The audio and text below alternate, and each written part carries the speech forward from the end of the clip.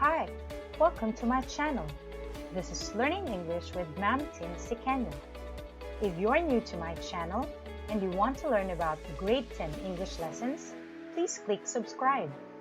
And don't forget to hit the notification bell button to keep you updated with my new videos.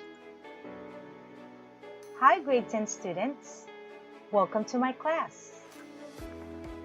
Before we proceed to our discussion, please prepare the following: pen and paper, learning module, motivation, and hard to learn.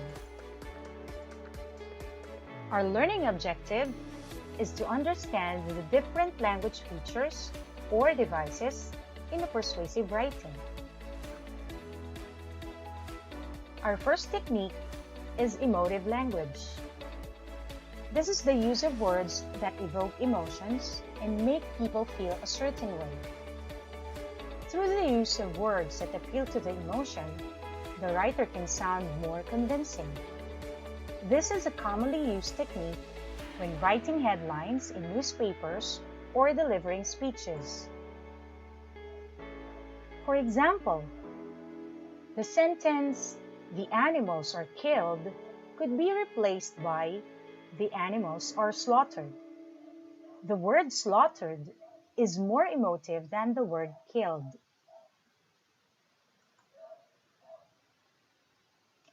Next is modal verbs. These are the words that express modality, or how likely something is going to happen. The use of this helps adjust the level of certainty of events to suit arguments.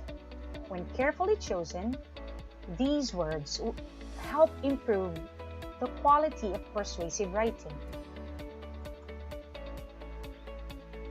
Some examples of modal verbs are may, might, will, must, shall, can, could, would, ought to, and others. These are the modal verbs used in persuasive writing, those that express possibility, ability, permission, obligation, necessity, intention, and prediction.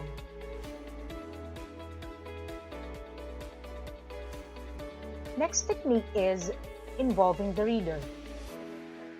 This is done through the use of personal pronouns and indicative words.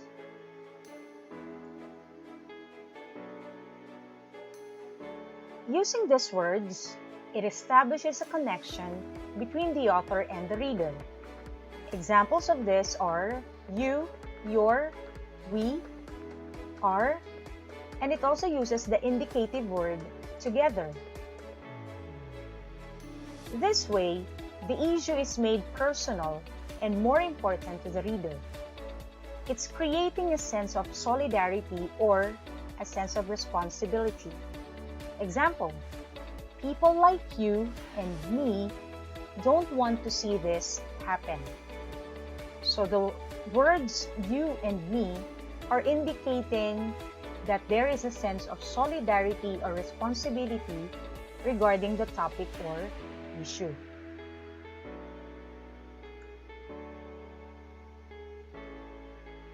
Next technique is rhetorical questions.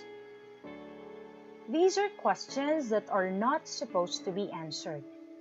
Instead, they're asked for effect, to illustrate a point, or to let the reader think. These are questions designed for us to agree with the speaker. They are set up so that the correct answer is obvious. Example: do you want to have a good life in the future? Another example is, should we leave our government vulnerable to poverty and social inequality? So those types of questions are requiring an obvious answer.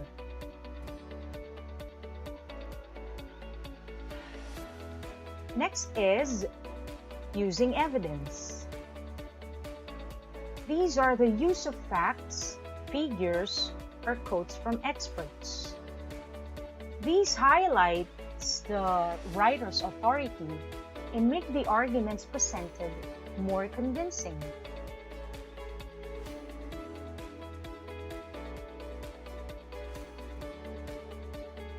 The next technique is repetition. It involves repeating keywords, phrases, or ideas to appeal to the readers. Let's take a look at the example. Now is the time to make real the promises of democracy. Now is the time to rise from the dark and desolate valley of segregation to the sunlit path of racial justice. Now is the time to lift our nation from the quicksands of racial injustice to the solid rock of brotherhood. Now is the time to make justice a reality for all of God's children. What have you noticed on the paragraph? Yes, we have repeated the same phrase, now is the time.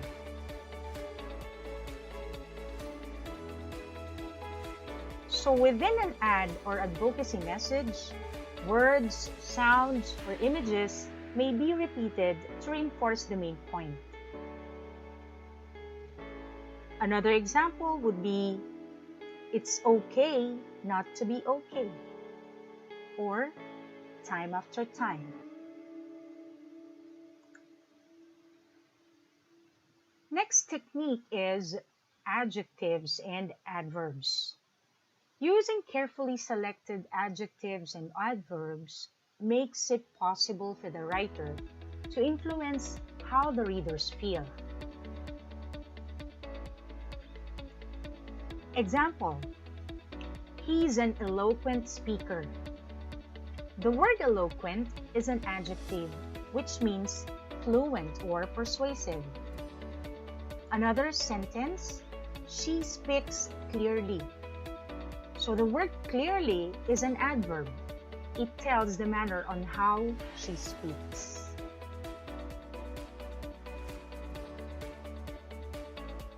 Next technique is association. This is to link an object or an idea with something already liked or desired by the target audience, such as wealth, success, pleasure, and security. Association technique can be a powerful tool. In media message, the association is implied. Example, in the commercial of Coke, it is equal to family.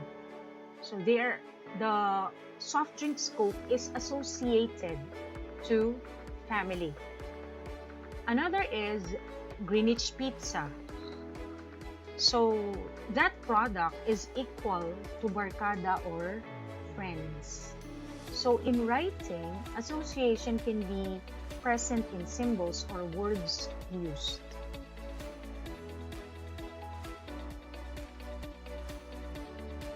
Next is bandwagon.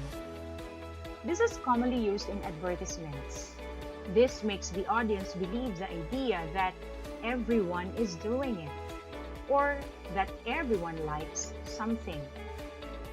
So bandwagon is a type of propaganda through which a writer persuades his readers, so that the majority could agree with the argument of the writer.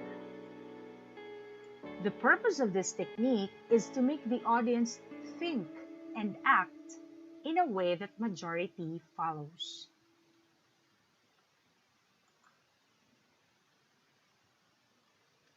Next technique is experts. This is relying on expert advices from trusted people like doctors, scientists, and other professionals for things that the audience do not know. The idea that these experts are risking their credibility to support an object or idea makes the persuasion more effective. By using quotations from other people, especially an expert or professional, to back up what is being said or promoted, it will make the argument seem much more appealing. So these are just some of the many techniques used in persuasion. It is important to understand that different techniques work for different purposes. So that's it for today. Thank you for watching. Please don't forget to subscribe and share this video. Thank you. Happy learning!